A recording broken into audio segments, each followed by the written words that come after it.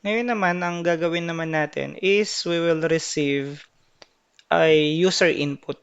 Ibig sabihin po na yun, maghihintay tayo ng input na galing sa user. So, we will start this sa data type na integer.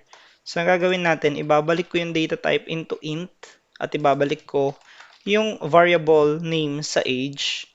And then, dati nag-i-equal tayo, nag-a-assign tayo ng value, pero ngayon hindi na. So, ang gagawin na lang natin is semicolon na lang natin siya. Bakit? Kasi nga magre-receive tayo ng value galing sa user natin. So, ang gagawin lang natin dito is tatanungin lang natin si user na i-enter niya yung age niya.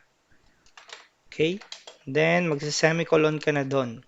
Ngayon, para makareceive ka ng input sa user, gagamit ka ng tinatawag natin na cin. So, unlike sa cout na less than, greater than naman yung gamit natin sa cin. So, again, sa cout, less than, sa cin, greater than po yung gamit natin. So, after nung greater than na yan, dinideclare natin yung date, yung variable. Okay, so i-semicolon natin. Ibig sabihin yan, magtatanong si user na mag-enter ng age.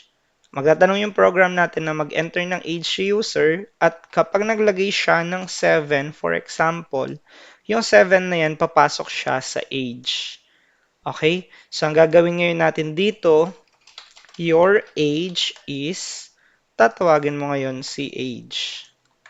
Okay, so i-run natin yung program. Okay, so mapapansin nyo, enter your age. Tapos, sabihin natin 7. Pag enter ko, sasabihin niya sa akin, your age is 7. So, kagaya nito. Okay, so ganun yung mechanics ng user input. So, kapag user input, gumagamit tayo ng cin. Again, ang rule is kapag cout, less than yung gamit natin. Kapag cin naman, greater than yung gamit natin. Then after ng greater than na yun, dinideclare natin yung variable or yung container kung saan papasok yung value na ilalagay ng user natin. Kagaya ng 7 na to. Then again, yung cout is for printing, kagaya ng ginawa natin nung una. Okay? So, i-run natin siya ulit. Then, sabihin natin yung age is 25. Okay, so nagbabago yan. Okay, dynamic yan. Based sa kung ano yung nilalagay ng user natin. So, yun yung kinagandahan ng user input natin.